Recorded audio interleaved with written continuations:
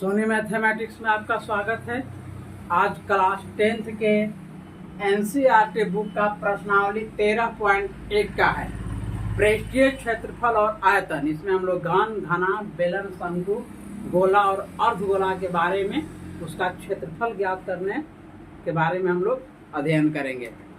तो प्रश्नावली 13.1 का पहला क्वेश्चन है कि दो घनों जिनमें से प्रत्येक का आयतन 64 सेमी क्यूब है। दो घनों जिनमें से प्रत्येक का आयतन है 64 सेमी क्यूब के संलग्न फलकों को मिलाकर एक ठोस बनाया जाता है। इससे प्राप्त घनाभ का पृष्ठीय क्षेत्रफल ज्ञात कीजिए। इसका पृष्ठीय क्षेत्रफल ज्ञात करना है। तो हम लोग इसका जो भी सूत्र है, फार्मूला है, पीछे वाला वीडियो में बता दिया गया है, बता दिए हैं। अब इसका हम जो घनाभ प्राप्त हुआ इसका आयतन हम पृष्ठीय क्षेत्रफल ज्ञात करेंगे। तो दो घनों को मिला करके दो को घन ऐसे हम बना देंगे। घन जिसके लंबाई, चौड़ाई और ऊंचाई तीनों बराबर होता है, इस तरह से घन बनाएंगे।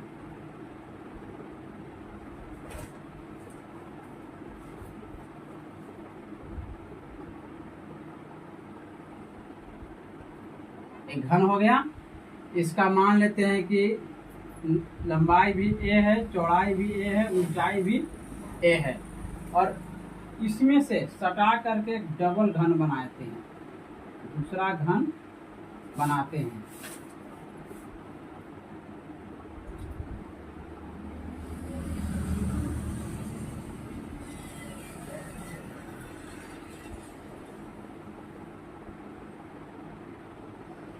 इस तरह से दूसरा घन बन गया।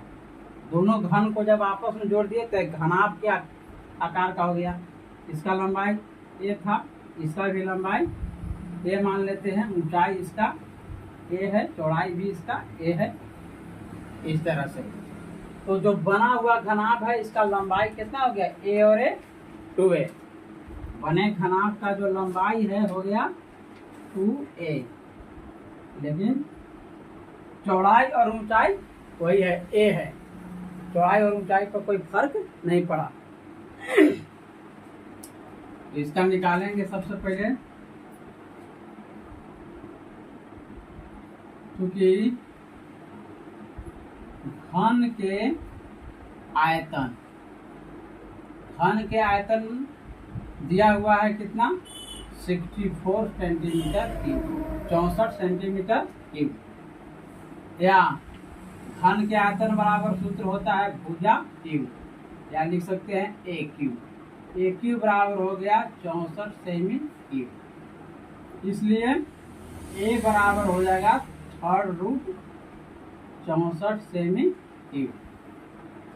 घन के आयतन बराबर दिया हुआ कितना, 64 सेमी क्यूब, इसलिए a क्यूब बराबर हो गया 64 सेमी क्यूब। तो a बराबर हो गया 3/रूट 64 सेमी क्यूब। अब 64 का हम घनमूल ज्ञात कर लेंगे।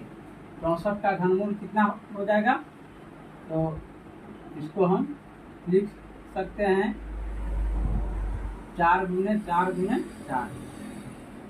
3/रूट हो जाएगा 4 गुने 4 गुने 4 सेंटीमीटर, अर्थात 4 सेंटीमीटर के क्यूब बराबर 4 सेंटीमीटर। तो घन का भुजा निकल गया। अब इसका बने घनाभ का हो जाएगा, बने घनाभ के लंबाई। बने घनाभ का जो लंबाई है कितना हो जाएगा, 2a। 2 गुने a अर्थात 2 गुने 4 सेंटीमीटर। चौड़ाई इसका कितना हो जाएगा, तो a होगा अर्थात 4 सेंटीमीटर। ऊंचाई बराबर भी a होगा 4 सेंटीमीटर। अब इसका हम पृष्ठीय क्षेत्रफल ज्ञात करेंगे। पृष्ठीय क्षेत्रफल बराबर पृष्ठीय क्षेत्रफल बराबर होता है सूत्र 2 into LB plus BH plus HL। L अर्थात लंबाई हो गया, B अर्थात चौड़ाई और H अर्थात ऊंचाई। LBH हो गया। तो हम मान बिठा देंगे 2 इंटू L का मान कितना है 8, L का मान हो गया 8 गुने B का मान 4, B का मान हो गया 4 गुने H का मान भी 4 प्लस H का मान 4 और L का मान 8 हो गया। 2 इंटू 8 चौका 32, 8 चौका 32 और 4 चौका कितना हो जाएगा 16 और फिर 8 चौका कितना होगा 32 बराबर हो गया 2 गुने 2 और 6 8 और 2 10 के 0 हाथ में 1 1 और 3 4 और 1 5 और 3 8 80 सेंटीमीटर स्क्वायर बराबर 160 सेमी स्क्वायर है। इसका हो गया आंसर। अब इसका दूसरा क्वेश्चन एक खोखले अर्धगोले के आकार का है जिसके ऊपर एक खोखला बेलन अध्यारोपित है। अर्धगोले का व्यास 14 सेंटीमीटर है। अर्धगोले का व्यास 14 सेंटीमीटर है और इस बर्तन की कुल ऊंचाई 13 सेंटीमीटर है। तो इस बर्तन का आंतरिक पृष्ठीय क्षेत्रफल ज्ञात कीजिए। तो सबसे पहले हम अर्धगोला बनाएंगे। अर्धगोला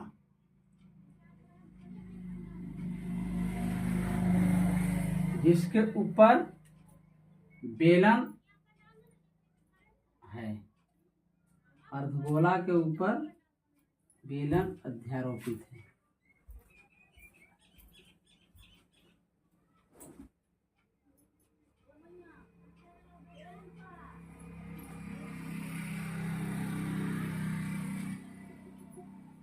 इस अर्धगोला का जो त्रिज्या है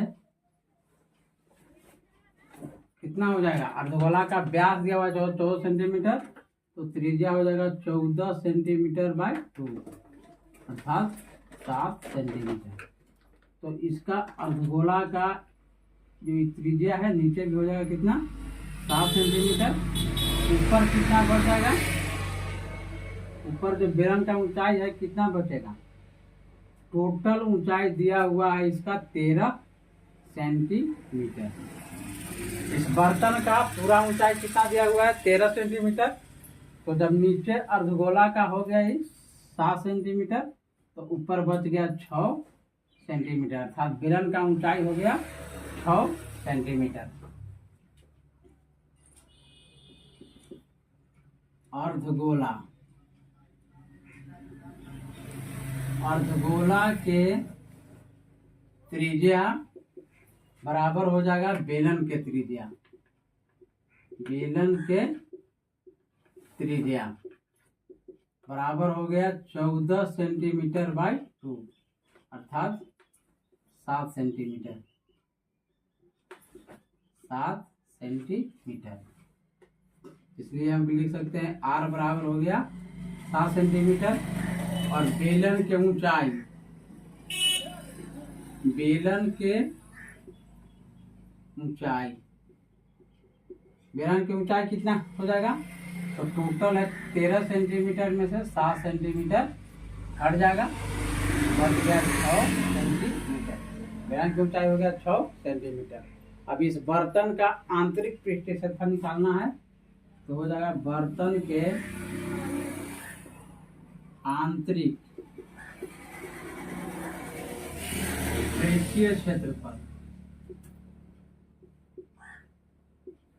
बराबर बर्तन के आंतरिक पृष्ठीय क्षेत्रफल बराबर तो बेलन का वक्र क्षेत्रफल और जोड़ होगा अर्धगोला का वक्र क्षेत्रफल।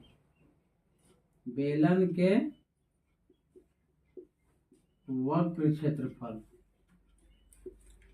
जोड़ हो जाएगा अर्धगोला के वक्र क्षेत्रफल।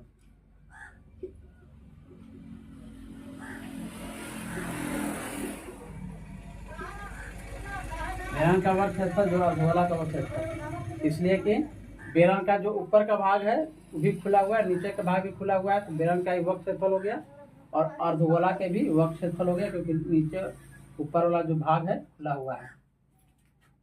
तो बेलन का वक्र क्षेत्रफल क्या होता है 2πRh और अर्धगोला का वक्र क्षेत्रफल क्या होता है 2πr²। यहाँ पर हम 2πr कॉमन ले सकते हैं, 2πr कॉमन ले लिए, यहाँ बचेगा h और इसमें बच जाएगा कितना r।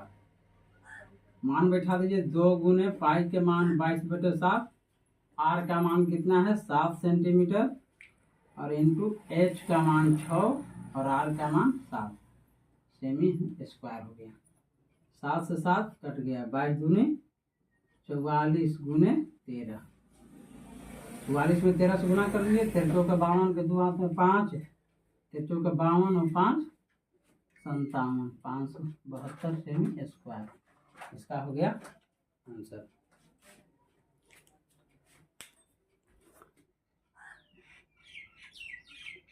हमेशा जो है एग्जाम में आता है एक खिलौना 3.5 सेंटीमीटर वाले एक तंबू के आकार का है। एक खिलौना है 3.5 सेंटीमीटर वाले एक तंबू के आकार का है, जो उसी त्रिज्या वाले एक अर्धगोला पर आरोपित है। यहाँ पर होगा शंकु। एक खिलौना 3.5 सेंटीमीटर वाले एक शंकु के आकार का है, जो उसी त्रिज्या वाले एक अर्धगोला पर अध्यारोपित है। एक अर्धगोला है,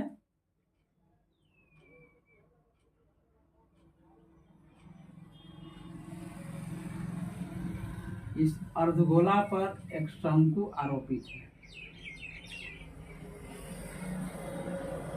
अर्धगोला पर शंकु आरोपित है।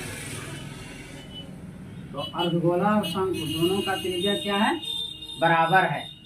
3.5 सेंटीमीटर त्रिज्या वाले 3.5 सेंटीमीटर त्रिज्या वाला है, एक शंकु के आकार का है, जो उसी त्रिज्या वाले एक अर्धगोला पर अध्यारोपित है। इस खिलौने की संपूर्ण ऊंचाई दिया हुआ है 15.5 सेंटीमीटर। तो इसका त्रिज्या हो गया r बराबर 3.5 सेंटीमीटर, इसलिए यहाँ से यहाँ इसका ऊंचाई हो गया अभी 3.5 सेंटीमीटर। और इस खिलौने का संपूर्ण ऊंचाई दिया हुआ है 15.5 सेंटीमीटर। संपूर्ण ऊंचाई 15.5 सेंटीमीटर। तो शंकु का ऊंचाई कितना हो जाएगा, शंकु के ऊंचाई, जो शंकु का ऊंचाई बचा ये 15.5 सेंटीमीटर से 3.5 सेंटीमीटर घट जाएगा।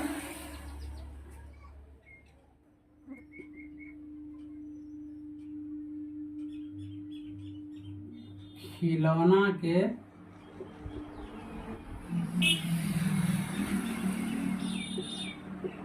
संपूर्ण ऊंचाई बराबर कितना है 15.5 सेंटीमीटर। शंकु के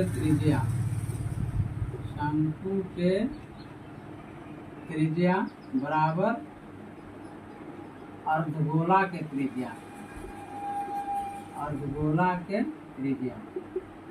बराबर हो गया 3.5 सेंटीमीटर। क्योंकि शंकु के त्रिज्या और अर्धगोला की त्रिज्या दोनों क्या है बराबर है, कितना है 3.5 सेंटीमीटर, इसलिए हम r बराबर लिख सकते हैं 3.5 सेंटीमीटर। और खिलौना के संपूर्ण ऊंचाई दिया हुआ है 15.5 सेंटीमीटर, इसलिए शंकु की ऊंचाई कितना हो जाएगा, शंकु के ऊंचाई h बराबर हो गया 15.5 माइनस 3.5 बराबर 12 सेंटीमीटर। शंकु की ऊंचाई हो गया 12 सेंटीमीटर। अब खिलौना का पृष्ठीय क्षेत्रफल, खिलौना का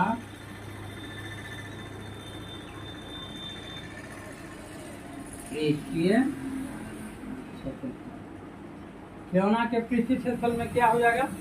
तो खिलौना के पृष्ठीय क्षेत्रफल में हो जाएगा शंकु का वक्र क्षेत्रफल जोड़ अर्धगोला का वक्र क्षेत्रफल, क्योंकि शंकु और अर्धगोला दोनों सम्मिलित हैं, इसलिए शंकु का वक्र क्षेत्रफल जोड़ हो जाएगा अर्धगोला का वक्र क्षेत्रफल। खिलौना का पृष्ठीय क्षेत्रफल बराबर हो जाएगा शंकु के वक्र क्षेत्रफल जोड़ अर्धगोला के वक्र क्षेत्रफल।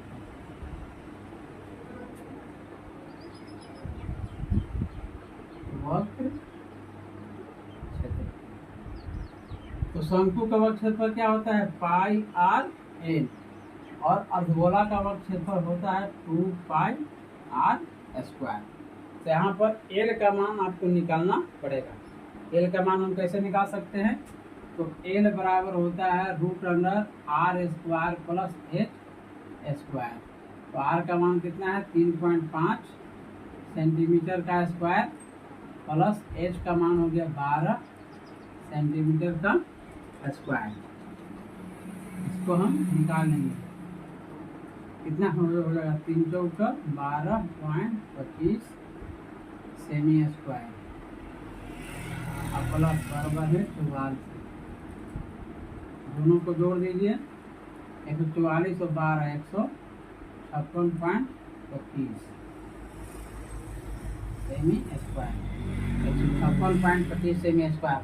इसका वर्गमूल हो जाएगा 13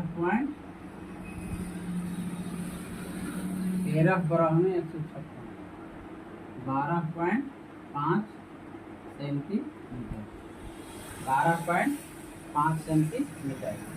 यहाँ इसका मान हम एल का मान बैठाएंगे। यहाँ हम पाई आर कॉमन ले सकते हैं, पाई आर कॉमन ले लिए, यहाँ हो गया एल प्लस 2r, 2 और r बच जाएगा। पाई का मान कितना होगा? 22/7, आर का मान 3.5, एल का मान 12.5 प्लस 2 गुने आर का मान 3.5। यहाँ काट देंगे, 7 × 5 = 35, 0.5, 22 × 2 = 11.0, 7 × 35, 5 बार में आया 0.5 और 22 × 2 से 11.0 आ गया। गुने ये हो गया 3.5 × 7, 12 × 7 19.5, 19.5 इसमें गुना कर देंगे। 11 से 19.5 में गुना करेंगे, 11 × 5 = 55, तो 5 हाथ में 5, 11 × 9 = 99 और 5 104, 4 हाथ में 10, 11 और 10 21, 214.5 सेमी स्क्वायर। ये इसका हो गया आंसर।